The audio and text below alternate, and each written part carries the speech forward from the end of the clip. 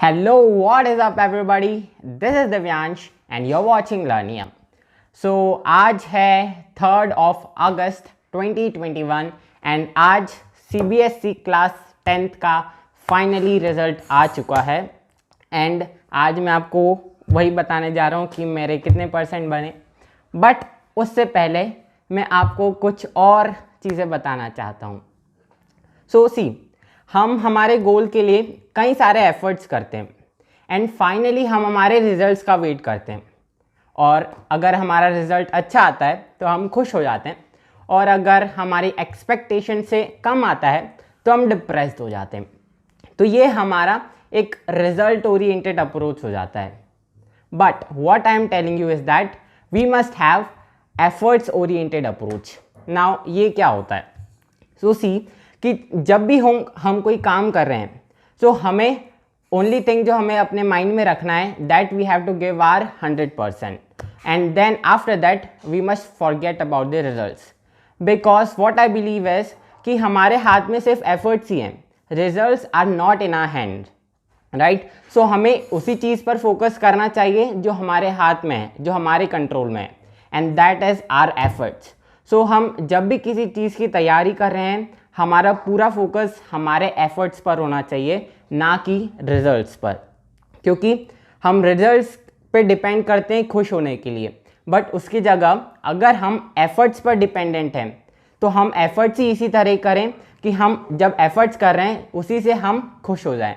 सो अगर आप ये कर सकते हैं, अगर if you are having a result instead of having result oriented approach, if you are having efforts oriented approach, then you will be definitely a lot happier person, right? So I hope that from now आप जिस किसी भी चीज़ की तैयारी करेंगे अपने future में, futures के एग्ज़ाम के लिए, you will be focusing only on your efforts and not on your results, right? So with that मुझे आपको जो बताना था वो मैं बता चुका हूँ एंड नाउ हम उस चीज़ की बात करने जा रहे हैं जिसके लिए आप सभी ने इस वीडियो पर क्लिक किया है, जो कि मेरा रिज़ल्ट क्या आया है, राइट। सो सबसे पहले मैं अपना रिज़ल्ट निकाल लेता हूँ। उससे पहले आप सभी को भी आपके रिज़ल्ट्स के लिए all the very best. Okay, so मैंने यहाँ रोल नंबर लिख कर रखा है और मैं यहाँ से अपना रिज़ल्ट निकाल लेता हूँ। ओके, सो फाइनली रिजल्ट मेरे स्क्रीन के सामने है। By the way, what do you think कितने आए होंगे मेरे परसेंट, राइट? 85, 90, 91, 92। सो सबसे पहले तो आप कमेंट कर दीजिए आपको कितने लगता है। एंड ऐसा कोई रिएक्शन नहीं है बिकॉज इन्हीं पेन का हमने सपना देखा था कि हम इनसे एग्ज़ाम लिखेंगे, बट हमारी एग्ज़ाम तो हुई नहीं। सो नो प्रॉब्लम, बट हमने पढ़ाई में तो डेफिनेटली 100% ही दिया था। बट जो हमारे रिज़ल्ट हैं वो तो प्रीवियस क्लासेस के बेसिस पर ही आए हैं। सो फर्स्ट ऑफ ऑल मैं अपने परसेंटेज कैलकुलेट कर लेता हूँ। So wait a minute. Okay, so 96 in English and then 97 plus 93 plus 95 plus 95 which is 476 and calculate कर लेते हैं अब percentage। so divided by 500 and multiply it by 100 again। so finally percentage आ चुके हैं and that is 95.2%। okay, so that is pretty good।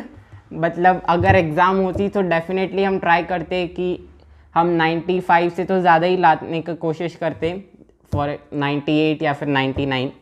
But अब जो आ चुके हैं उसी में अब हम खुश रहेंगे। एंड मैं आपको स्क्रीनशॉट दिखा देता हूँ मेरे रिज़ल्ट्स का। आपकी स्क्रीन पर आप देख सकते हैं, ये है मेरा marks card.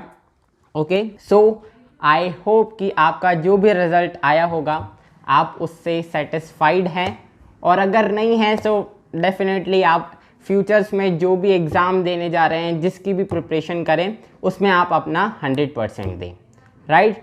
Okay, so video बंद करने से पहले आप लोगों के काफ़ी टाइम से बहुत सारे कमेंट्स आ रहे थे तो मैं उनके भी आंसर दे देता हूँ। सो फर्स्ट कमेंट था कि आप कौन सी क्लास में। वेल अब तो मुझे बताने की ज़रूरत नहीं है, आपको पता चल ही गया है कि मैं अब 10th क्लास में था, अब मैं पास आउट हो चुका हूँ। वेल मैंने जो 10th क्लास है वो सेंट पायस सीनियर सेकेंडरी स्कूल से कंप्लीट की है, जो कि खंडवा डिस्ट्रिक्ट में है from Madhya Pradesh. And also मैंने जो 11th में सब्जेक्ट लिया है वो है मैथ साइंस, या फिर हम बोलते हैं PCM, physics chemistry maths with computer science. And I would suggest you कि आप भी जो सब्जेक्ट चूज़ कर रहे हैं आपकी 11th क्लास में, तो आप वही चूज़ करिए जिसे आपको पढ़ने में मज़ा आता है, राइट। जैसा कि मैं आपको ऑलरेडी बता चुका हूँ कि अगर आप वो काम कर रहे हैं जिसे आपको करने में मज़ा आता है, देन आप उसमें एफर्ट्स डाल ही नहीं रहे हैं, क्योंकि वो आपके एफर्टलेस बन जाएंगे आपके लिए, राइट। सो आप वही चूज़ करिए, वही सब्जेक्ट चूज़ करिए जो आपको लगता है कि आपको उसमें इंटरेस्ट है, right. So that's all about this video and I hope all of you liked it.